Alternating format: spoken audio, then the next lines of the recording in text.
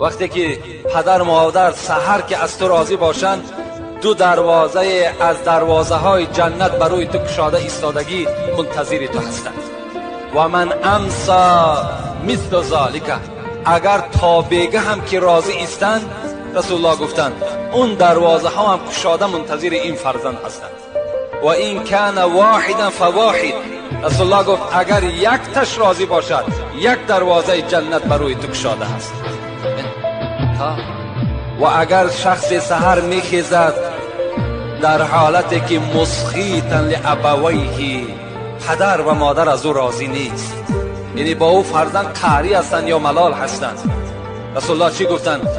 کان له بابان مفتوحان الی النار، دو دروازه از دوزخ برای این فرزند گشاده ایستادگی هست.